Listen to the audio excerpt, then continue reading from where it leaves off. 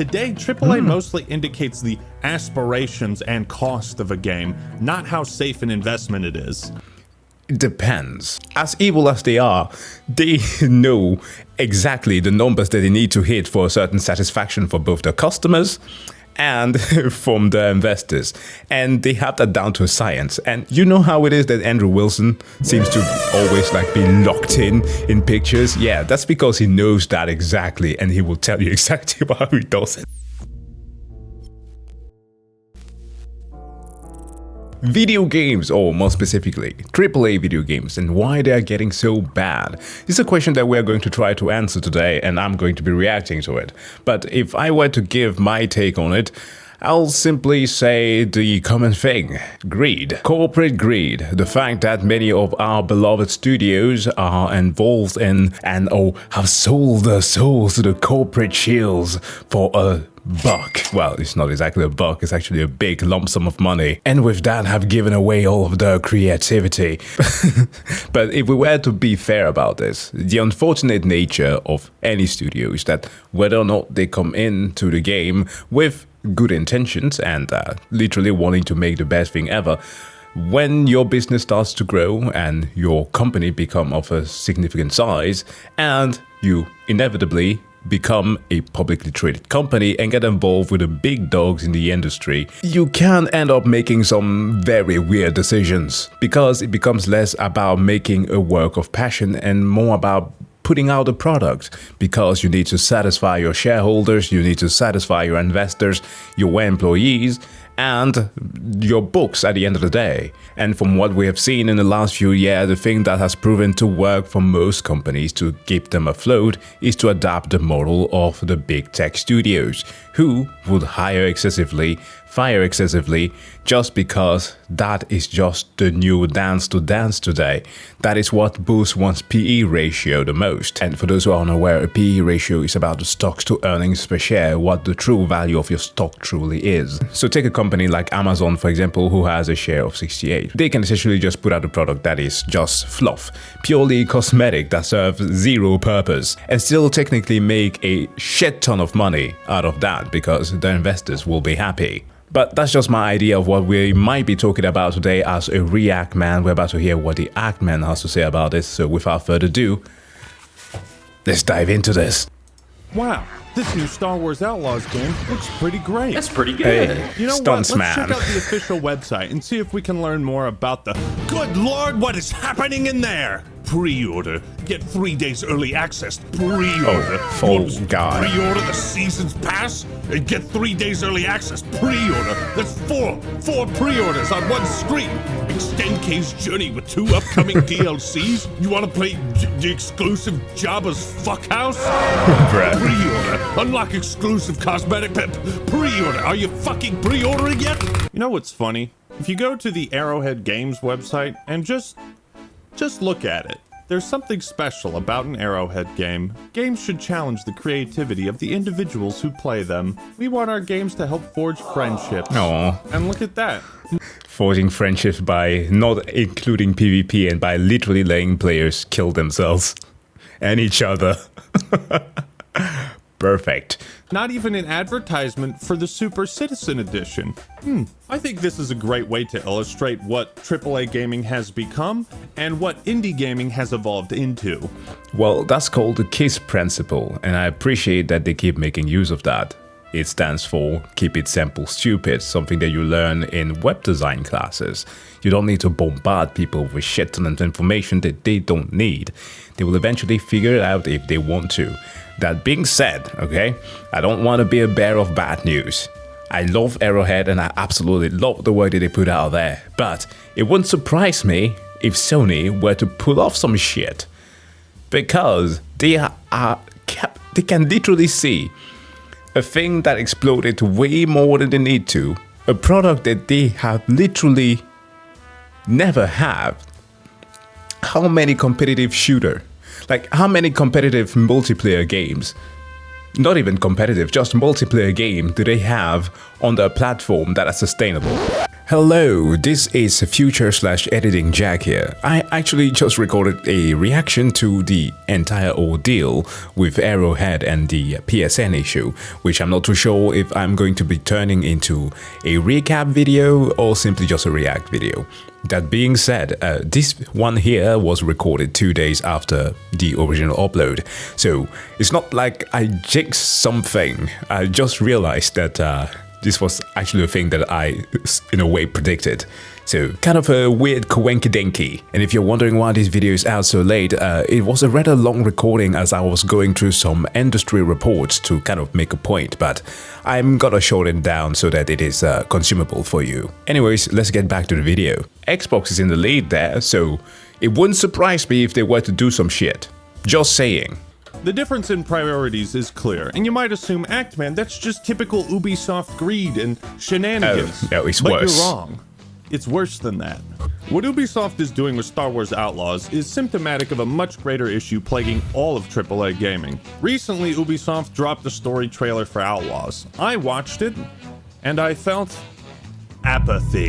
As you know, Apathy is death. The gameplay reveal for Outlaws looked solid. But I saw that coming a mile away. I'm just sorry for pausing again here, just to make a point for the whole pre-order bullshit. Ubisoft, the very company who a few months ago, as he pointed out there, told us that we should feel comfortable not owning our games. They don't want us to own games, while completely ignoring the fact that the pre-orders in the past were to ensure that the company could sell their physical copies. That was the whole gist behind it. So I can no longer own the games that I bought, not play them, nor do they even want me to own physical copies. Like, what the fuck, Ubisoft? Just tell us that you just want our money, okay? We don't even want to give you good games, we just want your money. But now I'm skeptical. Maybe it was the boring writing, the generic presentation, or the fact that they're directing people towards the $120 version of the game instead of the standard version. Of course. Hello, I like money. Still, I don't remember the last time I felt indifferent to a new Star Wars game. On the flip side, one of my buddies sent me a trailer for a game called Kingmakers. I've never heard of this franchise nor the studio behind it, but let's check it out. Isekai the game. What the fuck is this? Oh my god! This is a fucking Chevy truck in the... Oh, we're giving shotguns? How can the engine handle this many guys on screen? This is like Mountain Blade plus Dynasty Warriors with time travel? Oh, grenades? Oh my god, and they have RTS mechanics? No shot. It can't get any crazy. And helicopters too? Here's the question of the day. Why, as a huge Star Wars fan, am I more excited for this and not this? Because one is actually doing the innovation, which is such a shame. Imagine that indie companies are the ones now that are actually utilizing the power the graphics card was supposed to be using. I've seen this before, like I've coined the term of like having a Mongolian amount of NPCs on screen. That's what I want to have. That's what I want the power of my graphics card to be allocated to. Not necessarily rendering something that is as realistic as possible. I can appreciate that. Ubisoft did that with the Pandora game there, the oh my god, Avatar game. I was surprised. I actually thought that my graphics card would have been killed by just opening up the graphics and all the different settings that they had. But no, it ran smoothly, and I appreciated that. It was quite a surprise. But the game itself was a mess. And I'm betting that a bunch of you are going like, wait, what? Did Ubisoft put out an Avatar game? Exactly. Well, the answer is obvious. It's Ubisoft. But like I said, AAA gaming has been in decline for some time. Meanwhile, indie games have become a spawning pool for creativity and imagination. You may have seen the plethora of AAA gaming is dead videos spring up on YouTube. Well, AAA gaming didn't just die, it was murdered. Bruh, what is this? If you got that reference, welcome back to 2017 YouTube. Clearly, I'm not the only one who has felt disillusioned and apathetic towards recent AAA titles. But a lot of people focus on how AAA games have gotten worse. They highlight the obvious: excessive monetization, unfinished products being released. But we need to talk about the why. I can't masturbate to this character. And while these are Or all the issues commies. worth pointing out, we need to understand why these things are happening. The bigger picture. You see, the reality is AAA games have become far too safe, formulaic, predictable, and just unexciting. Perhaps it's because you're an old, jaded nerd, Actman. No, that couldn't possibly be it. Am I so out of touch? No, it's the children. No, it's the children who are wrong. That's what we're going to explore today. The decline of AAA gaming and the rise of indie. Why has AAA gaming gotten so bad? Now, first off, what the fuck does AAA actually mean? The Battery. Advanced Aardvark Association? Because I'd love to join that club. No, instead you should join my public Discord server, the Actman. Links in the pinned comment and in the little card up here. But the acronym originally referred to large budget, high profile games developed by reputable studios released by major publishers. You know, Halo, Call of Duty, Warcraft, The Witcher, 50 Cent Bulletproof, Cory in the House. Games that would shake the very foundation of the world. AAA games typically have large teams, expensive marketing campaigns, and copious amounts of funding. The term was taken from the credit industry and applied to gaming once the severely obese corporate fat cats realized video games weren't a joke of a business and could actually make more money than Hollywood. Indeed. For business moguls, AAA meant this is the safest investment you can make to get a return. That's not the case anymore.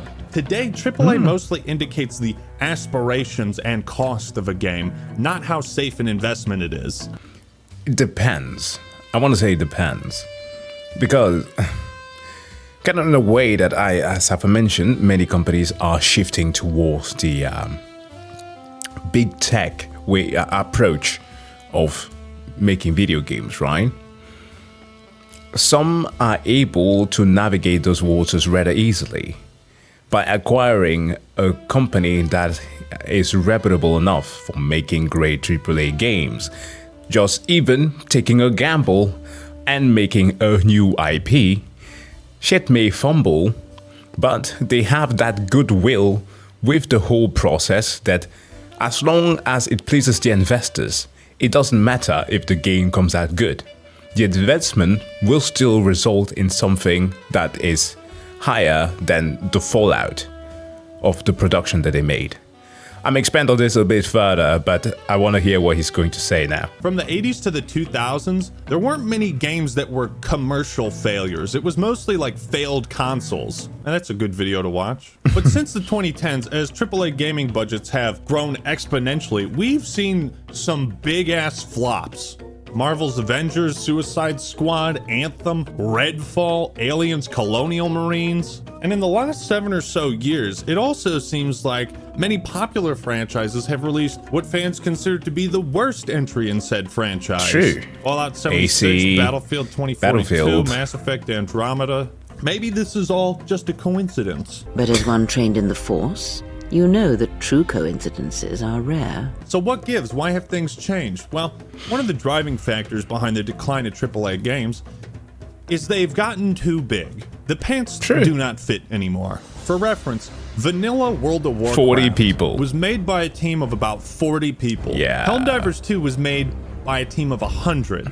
Over 9,000 people contributed to Diablo 4. Bro, the fallout of Blizzard is one of the worst things to have graced this earth. Holy shit. Some in my Discord actually did recommend that I watch the video from Big Boss. Yeah, I will check that eventually because goddamn. Dude, I was an addict of WoW. I used to. It's a little bit of an embarrassing story. So, back in middle school, I decided to shift school. So I moved to a new school and I did great. It was fun as hell. Problem was that around that time, certain expansions started coming out. The end of Wrath of the Lich King, Cataclysm came out. So you had to be a bit more competitive. And because the school that I moved out to was like literally behind our home, I could just jump over the fence and get back to gaming. That was not good, okay? I spent dude, I was never present during breaks in school. I was at home gaming. And my parents, of course, were none the wiser because they did not like me gaming. But yeah, I did that with my own money and stuff. So in those few years of my life, I was what one would call a little shit. 9,000? Starfield, 7 years in development, $200 million budget, 1,700 planets to explore. Todd, you think maybe we could tone that number of planets down to like 30 or maybe 10? 10 really good planets? The gamers desire 1,700. So, again, with the likes of Todd D. Howard there, where he stands up on stage and pretend to be like a business mogul using, I mean, you can argue whether or not he is, but using the same rhetoric as Steve Jobs, saying stuff like, just works really, really well. And one of the great things about having a fully dynamic game engine is all of this just works. It's not, I'm not kidding. It's not just trying to emulate that attitude, that successful businessman attitude, right? But also to indicate that we've moved to the big tech model. So do not expect a good product from us. We're gonna hype the shit out of it, but we don't care if it's actually good. Planets. AAA games have exploded in size, scope, and cost to an unprecedented level. On one hand, a larger team has the potential to create something truly incredible, revolutionary, to realize their greatest ambitions. But this relies on having a cohesive vision amongst many people and the budget and resources to make it happen. However, the more ambitious a project, the more money invested into it, the riskier it becomes. Immortals of Avium, a game you probably never heard of, was the debut title for Ascendant Studios. And for some inexplicable reason, the game was given a budget of 125 million smackaroos. Yeah, originally it was 80 million, but eventually we found out that the numbers were way more than that. Plus, with what happened after 2022 and led up, of course, to what they did at the end of the year when they started promoting this game, there's an explanation as to why they did this, but let's continue. Making it one of the most expensive video games ever made. What the fuck? Immortals sold poorly, and Ascendant, after releasing their first title, had to lay off almost half of their staff. 6 months later, the remaining employees were furloughed, a fancy word for maybe you have a job, IDK? And the company's future is uncertain. Sometimes memes can spit truth. I want shorter games with worse graphics made by people who are paid more to work less, and I'm not kidding. Sure. Immortals of Avium is a mistake that shouldn't have happened. And it's the exact type of reason why AAA publishers are sticking with familiar IPs and playing it safe. You guys excited for Call of Duty 26 to come out later this year? The bigger they are, the harder they fall. But why was Immortals, this random game, bloated with such a ridiculous budget and high expectations? Well, COVID-19 changed a lot of things. Yeah, people bought a shitload of video games during that time. And some upper management folk adjusted their business. They saw this as an opportunity to invest. So they expanded operations, hired more employees, but of course, the video game sales caused by the pandemic didn't last. And we're now seeing the fallout of that overexpansion. But even worse though, I like how I paused there and the look that he's giving me is like, okay, what's the point that you're gonna make, dude? You keep on pausing the video, not watching. Look, just to add to this, something else happened in 2022 that is the cause for this cascading effect that we're currently seeing with mismanagement and massive layoffs. So good old companies here who are trying to once again copy the big dudes are going to go straight from the top. And who are some of the big dogs out there? We're talking about Apple, Microsoft and the likes. Microsoft in 2022, I think about within half of the year, I think around July, decided that because of the fallout of the pandemic, they were going to try to prepare for a possible upcoming recession. So they fired 1% of the staff, which globally was around 180,000 people. That's a lot. Everybody who watched that, who of course are trying to copy the dance, decided to follow suit. Now, For those of you who may have read stories about the dot-com boom, will know about what a boom and bust cycle is.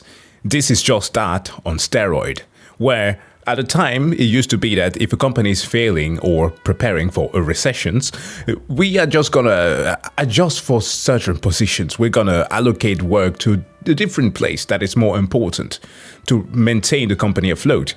But they found out that excessively hiring while on a high period and then firing or laying off people during the fallout when the hype cycle starts to fade was way more profitable than doing the thing that it did before. Keeping the example of Microsoft for a little bit, if you go and check the data during the year 2022 to 2023, you will see that how profitable that company was despite the many layoffs that they had.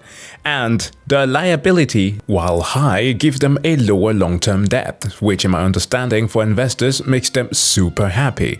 Additionally, when it comes to the liability, a lot of them lie almost exclusively in the reallocation of the workforce, or in this case, laying them off. This is a practice that for Microsoft, I believe, led to a loss of like $2 billion.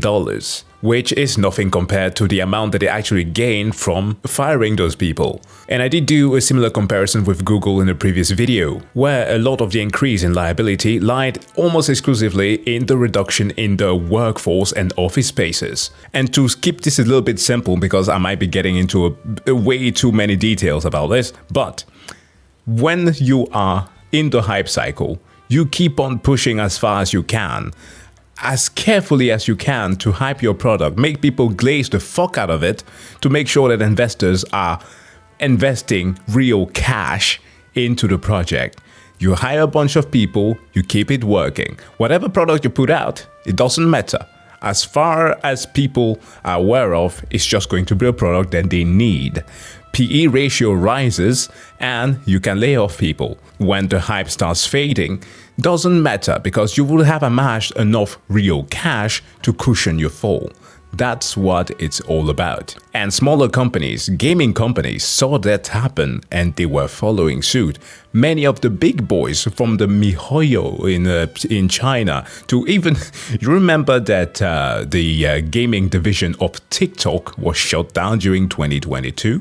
G4 TV with Comcast, decided to shut down as well during that year. And funnily enough, when we come to EA decided to follow suit with that hype cycle from the end of 2022, which, by the way, just to put a little bit of explanation here, many of these companies operate on a fiscal year, meaning that the year of revenue operates from October to September of the next year, meaning that during October of 2021, they went in with the hype, continued promoting their titles as much as possible, and it was supposed to end in 2022. Now, EA is rather transparent about these kind of things. They, as evil as they are, they know exactly the numbers that they need to hit for a certain satisfaction for both the customers and from the investors, and they have that down to a science. And you know how it is that Andrew Wilson seems to always like be locked in pictures? Yeah, that's because he knows that exactly, and he will tell you exactly how he does it. No, but on a serious note, let me give you a little bit of a tangible example here. Okay, this is EA's notice of 2022's annual meeting and proxy statement. Here you can see just about anything that they put out there with regards to the fiscal year. If we go and search for strategic and operative objective, we are going to find some of the plans. Let me go down a bit further. Here, first and foremost, we know the increase that they have with the financial performance, how the CEO is supposed to have 70%, right? 60% of the CFO and COO, and the rest is literally made for the ESG. And by the way, if you're wondering, Jack, how do you know these things? Sometimes I'm a bit too curious and I kind of want to know why it is that things are bad. So it leads you down a rabbit hole that can be rather interesting. Here, down to the company's business performance, you can see what the strategic operating objective has been, right? To make some good games. This is what they focused on between 2021 and 2022.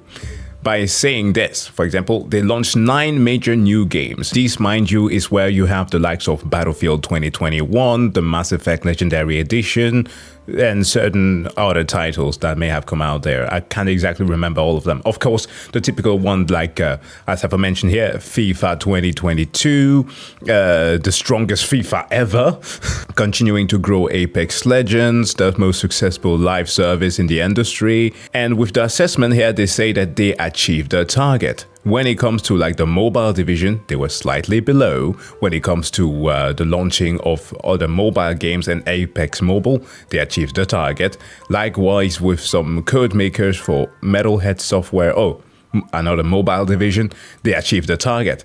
They are pretty transparent on how they do these things.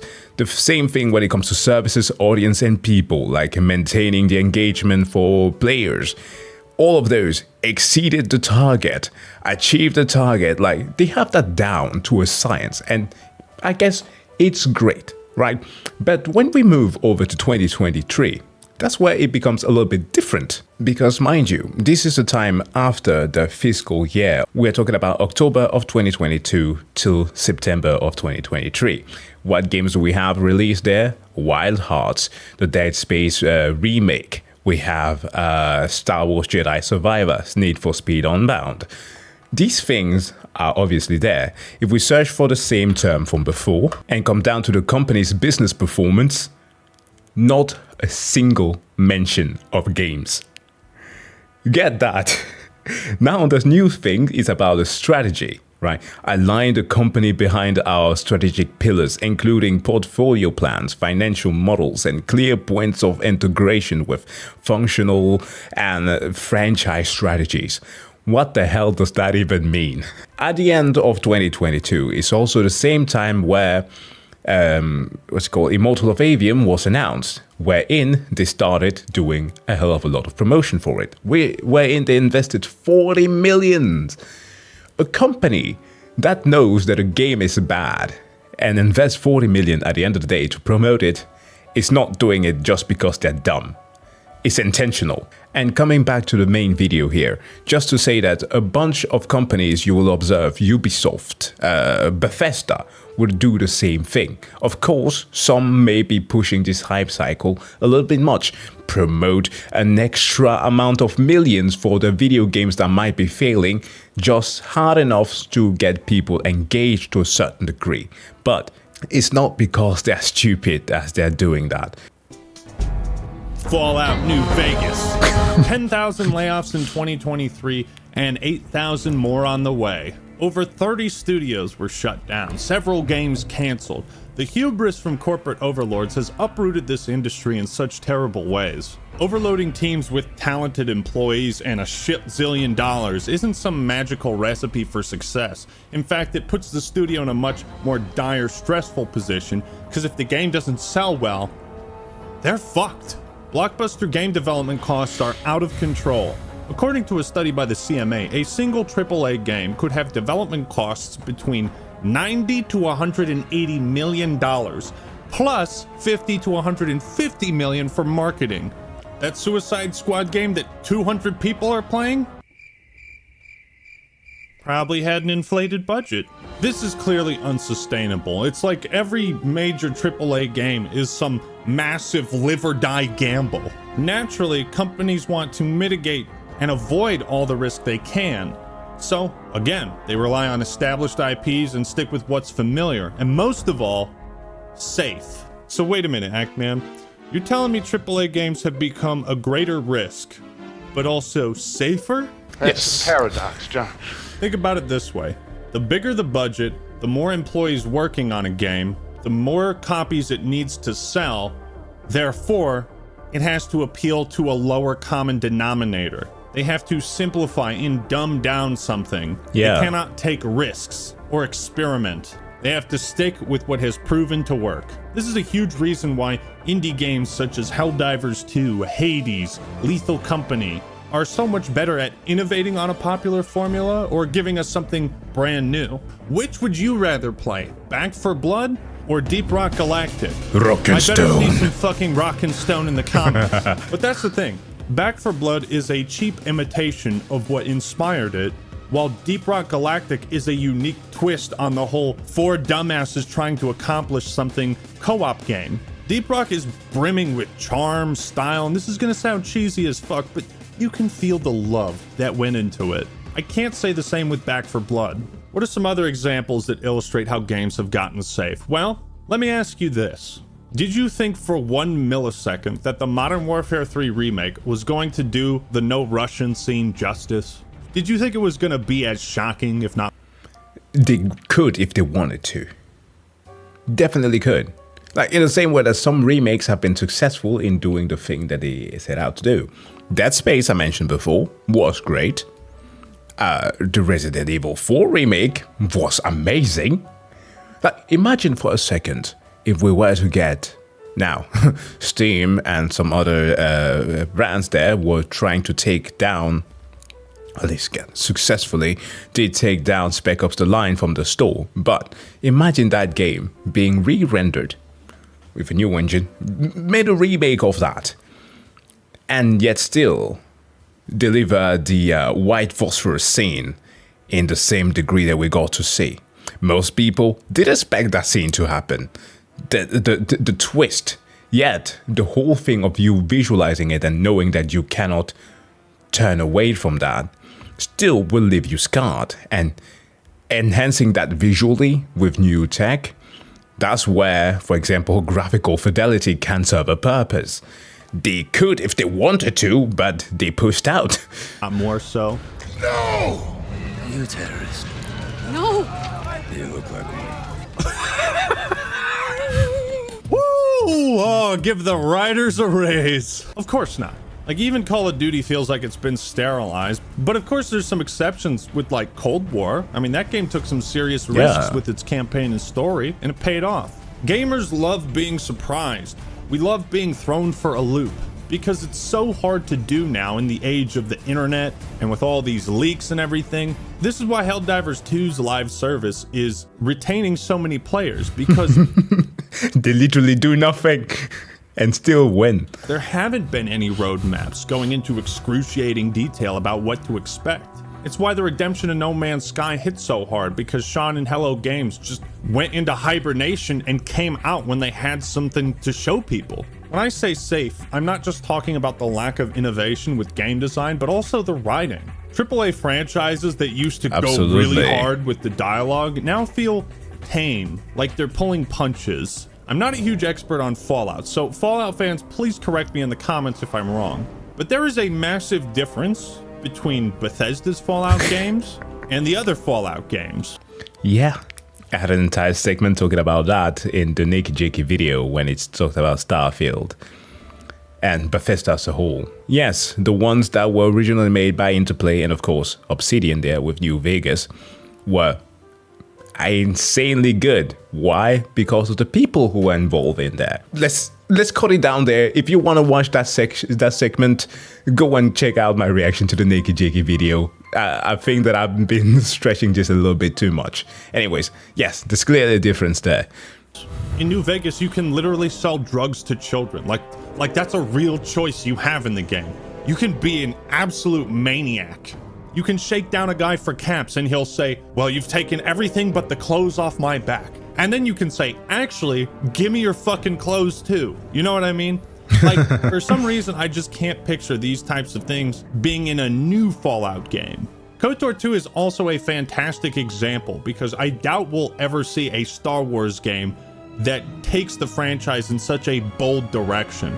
KOTOR 2 is a Star Wars game where the main villain wants to kill the Force, destroy the Force, like remove it from the universe, destroy the concept of Sith and Jedi completely. There's no way in Nar Shaddaa we'd ever witness a Star Wars game that delves into that sort of thing. Nar Shaddaa. According to Obsidian, Chris Avalon, one of the main writers for New Vegas and KOTOR 2, Obsidian made multiple proposals to develop spin-offs for Fallout and the Elder Scrolls, all of which were turned down by Bethesda. And while we can only imagine the reason why, perhaps it was too risky in their eyes. Here's another example, Halo Wars 2.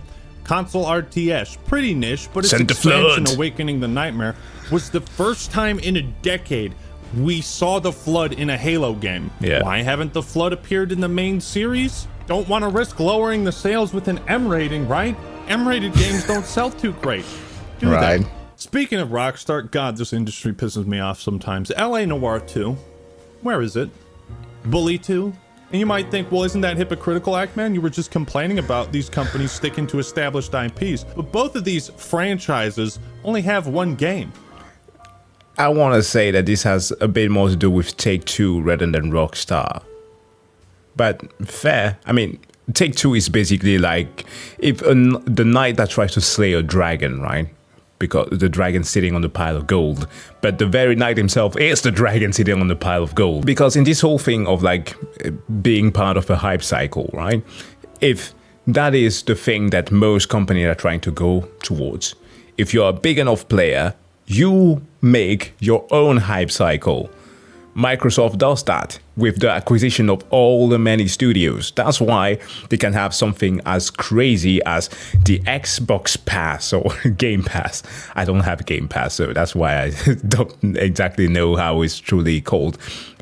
Game Pass, the Xbox, while it's still in third place and supposedly failing, both of those things, the company is still profitable. The studios underneath it may suffer, but doesn't matter. Same thing with Take-Two. You think that the weird things that we keep on hearing from Rockstars about like how they overwork the staff and excessively hire and excessively fire people is just for random, but just because they're dumb? No. The company may be... They may look like it's a failing business for some reason, but they're still sitting on a pile of cash. They don't have to do anything. All that they need to do is to wait until the next hype cycle, which is going to be GTA 6. And that's kind of my point. Instead of making one, $400 million game, why not cut a chunk of that out and develop multiple AA games? What if they took one of these $150 million AAA budgets and made a couple of $20 million bets with them, right? And just funded a bunch of projects, and the risk is much smaller. And I think that would be very good for the industry. And I wish AAA would take more risks like that with smaller teams. And you would get that cohesion. You would get that sort of singular vision, I think, and stronger creativity out of it. I at least understand this for Rockstar because their games are so overhyped. If they released a sequel that you thought was a 9 out of 10, that would feel disappointing. A bunch of Halo spin-offs were also pitched to leadership at 343, including an ODST-themed game similar to Helldivers 2. Imagine what could have been. On this point with the AA, if I can defend them a bit, it's just that many people did overlook them for a long time. Like, they were just always playing second fiddle to the AAA. Like, let's name a company like Dotnot, for example, who made a bunch of AA's that I absolutely enjoyed. Titles like Remember Me. Who remembers that game? You definitely didn't. I suppose you didn't. They made Vampire, one of the great, again, dialogue-based game that literally is a core mechanic to the whole thing, with quite a stellar approach to that. Now, it's a weird Souls-like where the combat was kind of questionable, but they were learning, so they took a gamble in that. And later on this year, was it this year or last year that they released that the Banisher of Eden? I haven't played that, so I wouldn't exactly know. But yeah, I just think that the love that we quite have now for AA is more or less like reactionary to the fact that the AAA industry is so bad. But AA's have been overlooked for a while, so perhaps that's why there hasn't been such a huge demand for it. But of course, you can correct me if I'm wrong about this. I guess I just don't understand why the corporate side of game development treats every title like it has to be an all-in bet. Do you see what I'm getting at? So many of our favorite franchises that we grew to love because of how bold they were are now playing it safe. And that's why indie and AA gaming is thriving right now, because they can take risks. Yeah. They're not obsessing over how many people are going to buy the game. Oh shit, Hades 2 is coming out soon. I need to play the first one. The developers of Palworld were like, well, hope this doesn't make us go bankrupt. Indie studios are operating at the level that AAA used to. And when you don't have to make hundreds of millions of dollars to keep your company afloat and not fire your entire studio, you can take risks. Yeah. Going back to my initial comparison between Arrowhead and Ubisoft, there's a huge difference in the mission statements of course. AAA and indie games. Baldur's Gate 3 is an indie game. Larian is an independent studio, but the quality is so amazing, you'd assume it's AAA, right? There's this trend of indie developers reassuring customers that they're not gonna nickel and dime us. No, there are no in-game purchases in our game. We believe in providing a complete and immersive gaming experience without the need for additional purchases. Vermintide 2 is one of the only games to do loot boxes right, because they didn't sell them. At the height of the loot box craze, no less. Yeah. Helldivers 2 doesn't let you pay for tiers in the Freedom Passes. Indie developers can afford to be more player-friendly because they don't have these investors hanging over their heads and these massive budgets. You might think all these egregious microtransactions is just pure corporate greed, and there's a good chance some of it it's is, a safety. but it's also a safeguard, like a necessity. And I think the solution is just to make games smaller, dude. But also, there's a possibility still, when you are a AAA company, to make this and even maintaining all of those small things while keeping on making good content. The example that I would use for right now is the likes of CapGuard or Capcom. I'm more or less reclaiming the title as CapGuard as it used to be. They are publicly traded, but keep on putting out amazing titles like Monster Hunter World, all of those Resident Evil remakes, even recently with Dragon's Dogma 2, a game that had granted a bunch of backlash for the inclusion of microtransaction and so on, most likely from people who didn't play the first one. Of course, there were some things that were removed and eventually, thanks to the outrage, were added back into the game, so that was nice. But that game, you know what happened recently?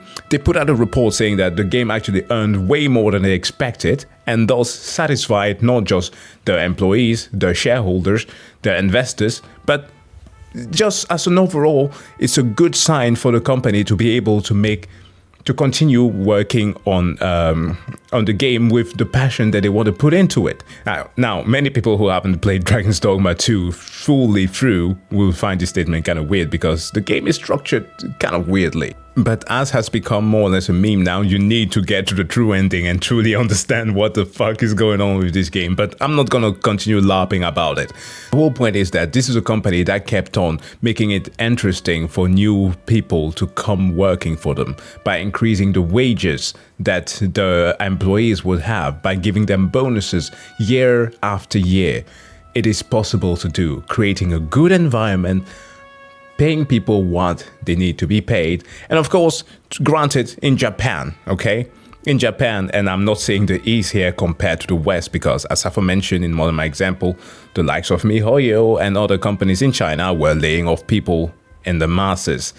But in Japan, there are provisions that prevent a company for simply just laying off people willy-nilly like that. This is why in one of the rare occasions in gaming, you will have the likes of the ex-CEO of Nintendo who would say, freaking took half of his pay away to keep the company afloat instead of just firing a bunch of people. And if you're ever interested in knowing how that operates, there's this fun little article here that I did save once. 3 ways to dismiss employees in Japan, where there are things like negotiation or voluntary resignation, where you more or less are kind of tricking them if you want to be a dick about getting your workers to leave, but like making them want to leave yourself because, you know, severance packages and like a lump sum payment equivalent to several months of salary in addition to any other accrued severance pay and benefits. All of those things need to be there, so you more or less need to get a worker to leave of their own volition. The other one is the termination for causes if they make something, a criminal act that goes against the company's interest or straight up is theft or whatever it may be. And the last one, as the example I put out there with the CEO of Nintendo, economic circumstances, where the CEO tends to actually take the fall for certain things. to make this point even further, right, there is this list here that Kotaku curated, some 89 days into 2024, and 8.8 thousand video game layoffs have been announced. If we go down this list and search for like Japanese companies, Jesus Christ, get away. Bossa, Unity Software, 1,800 people already. Twitch, Playtika, Discord. Can we find a company like Sega? Sega of America, again, the American division, 61 people. We go down. Sega again, 240 people. And this is the European division, and including the whole Total War development from Creative Assembly and so on. So these are European branches. Capcom that we talked about before, Capcom and Blizzard, these are PTW, formerly Pull to Win. Oh, this is a QA a QA firm that is located outside of Japan. So these are not Japanese employees that we're dealing with here. And it's even a mixture between Blizzard and Capcom of 45 people. So kind of the thing that I'm trying to get at, as again, is that it is possible to do if you are just a bit less greedy. Now, a really shitty byproduct of this risk-averse mentality is that a lot of these publishers are looking for a quick buck. They want to make easy money. So what do? Bingo! Flood the market with shitty remasters. Boy, there's been an abundance of these lately. Yeah. The Last of Us 1 on PC, GTA Trilogy. Oh, shit. Here we go again. Hell, even Dark Souls Remastered sucked major ass. And don't even get me started on the fucking Battlefront collection. Did you know that at one point Warcraft 3 Reforged had like 3 people working on it? Like one guy was supposed to remake all of the cutscenes? And this is so perplexing. These studios dump 10 figures into a new game but can't even hire 10 people to make a decent remaster.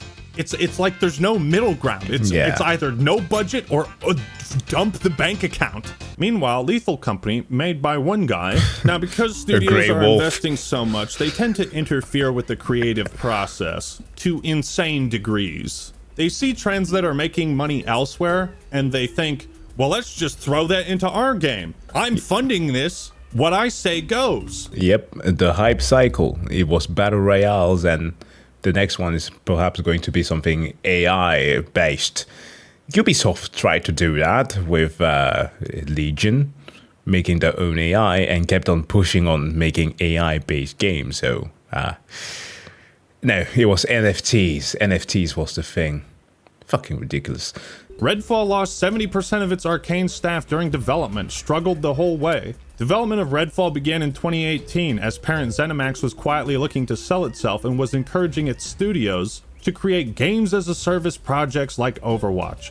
Microtransactions were intensely encouraged. However, the problems in trying to develop Redfall surfaced early. Firstly, management kept offering conflicting visions of what the game would and should be, resulting in developer confusion about what they were creating. How to reconcile single-player and multiplayer within an Arcane game was never really resolved either. We're talking about Arcane, the guys who made the Dishonored games. Granted, not so profitable. Only the first one did actually make them a lot of money back. So in quite a weird case, it was surprising that Bethesda kept on sponsoring a lot of their work. But they did, in fact, use a lot of the company's strengths on other titles, like, for example, the Wolfenstein series. Arcane was put to work on some of the stuff there, like Wolfenstein Youngblood. Like, what the fuck is that? Arcane was literally the pillars. That is one of my favorite studios on working with stuff like the immersive sim philosophy of, like, you know how there's this whole thing of the developers knew exactly that you were going to do this. Yeah, that was their shtick, and it worked perfectly. They had anticipated every single way of playing the game and allow you to do that. And of course, the CEO back then, Rafael Colantonio, or founder actually, left in 2017, right at the cusp of Prey there, as he saw how more corporatized the whole thing was turning into. It's fine enough that people are getting paid, but yeah, when all your creative vision is disappearing, you go and do something else. That's the part that sucks about being creative at the end of the day. You shouldn't be in it only for the money.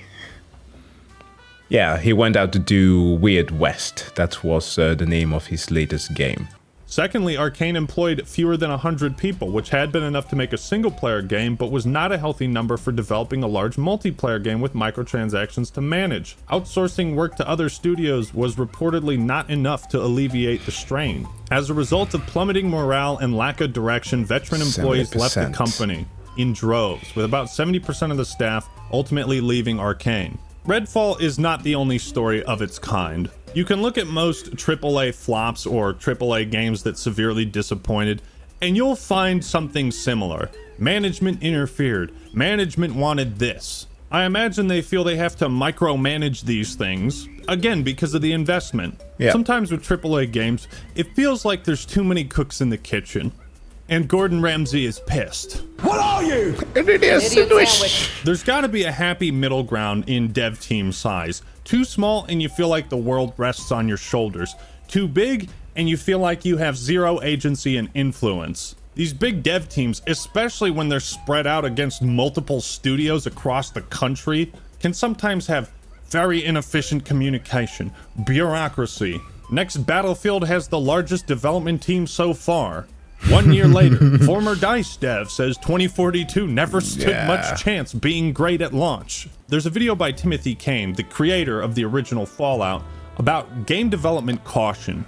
And he talks about how certain things in game development now that could be fixed in 45 minutes now take 4 weeks. When we were making the Outer Worlds, the combat AI wasn't really in yet, so I asked for a very simple combat aggression code to be added. This is how simple it was. Every time an NPC got shot, they would see if that person was on the list of someone who'd shot them.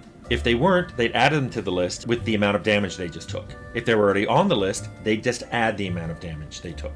Whenever they're deciding who to attack, they attack the person at the top of the list. That's it. That's all I wanted. The programmer who it got signed to came to me and said, I need 4 weeks. And I'm like, why? Walk me through what you're going to do. And he goes, you don't understand. And I was like, I've coded this 3 times. Walk me through it. And he wouldn't. He left. He left angry. Lead programmer came back, started yelling at me, saying, if he says he needs 4 weeks, he needs 4 weeks. And I'm like, then I will do it. I'll have it done before lunch. And he said, no, because then people will have to support your code. I'm like, I'm going to walk you through what I want. And you tell me why this takes 4 weeks. He looked at what I wrote, which was about 10 lines of pseudocode on a whiteboard. And he goes, I'll come back. He came back about an hour later and said, what about 2 weeks? And I said, do I have any options here? Fine. 2 weeks. You want to fix these lines of code? That decision has to go through 10 fucking departments now. It needs to be approved by your manager, by your manager's manager. It has to go through the marketing team, the DEI office. The fucking janitor's cousin has to approve it. Indie developers don't have the same level of bureaucracy. I imagine if there's a problem with the code, you could just walk over to the cubicle of Jimbo and ask him about it without the fucking HR department breathing down your neck. Then you also have to make games that can be released in China. You need that China money. It has to hit certain quotas and scores on diversity, equity, and inclusion to secure funding. And the game needs to have microtransactions for this consistent revenue source, a live service business model, so that makes the investors happy. That's the worst part. Like, imagine actually going in like with good intentions, saying that, okay, we actually want to create a game that has a certain level of like inclusion and all of these things. And like you do all of that work and your shit gets shut down the year after. Fuck, man. It's like, it's a waste of time. And can you see how creativity dies in this environment when games are made by committee and not creativity? It also seems like the more employees a company has, the easier it is for you to blend in and not be seen or heard. Indie studios typically have better working conditions with flexible hours. Employees have more creative control. Smaller teams allow the individual to have more influence on a game and a greater impact. I've seen a lot of articles from ex-developers who say, this game wasn't what we intended to make. It wasn't what we envisioned. Disagreements are going to spring up in game development, but it's easier to settle an argument between 2 people than it is 100.